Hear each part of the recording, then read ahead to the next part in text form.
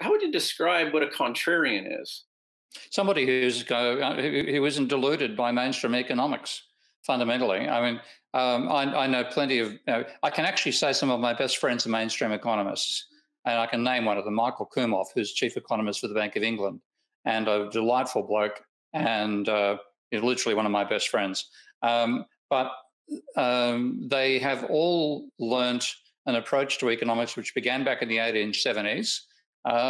Which was originated by Léon Walras in France, Stanley Jevons in the UK, and Menger, I can't think of Menger's first name, Carl Menger in Austria. And out of that sprung both neoclassical economics and Austrian economics. And they were all as reactions to Marx, fundamentally, in the sense that before they came along, the approach they took to economics was the minority approach. The majority was derived out of Adam Smith, David Ricardo, and ultimately Marx.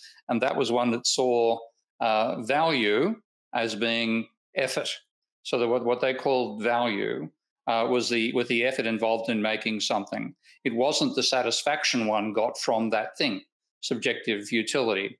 Mm-hmm. Whereas the neoclassicals base their entire analysis on the idea that what we get out of life is subjective utility, and capitalism is a way of maximizing that subject to constraints. Mm-hmm.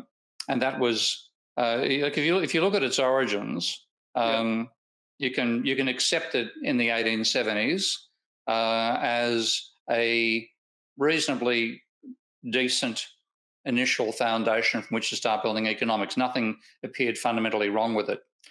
But because you start off with an unmeasurable quantity of subjective utility, and because your utility and my utility can't be compared, and maybe you get, as a billionaire, you might get a lot more satisfaction out of the next dollar than I get out of an extra dollar as a pauper, it meant all the interpersonal stuff became ludicrously complicated. And yet they tried to model the economy at the aggregate level. So what you got out of it was an enormous amount of nonsense, because before that discoveries were made about what the consequences were of trying to put that in a mathematical framework. People would, I'm thinking now of Alfred Marshall, would draw nice little diagrams with intersecting lines saying, here's supply, here's demand, here's when they meet. The two scissors of the blade, demand and supply together set price and quantity, et cetera, et cetera. And that became mainstream economics. But in fact, when you try to go backwards from that initial vision and then try to give it mathematically sound grounding in the idea of utility maximizing individuals and profit maximizing firms, it falls over. The mathematics doesn't work. I'll give you the first major example of that, and that was Léon Walras, who modeled his model of a multi-commodity exchange system on the Paris Bourse.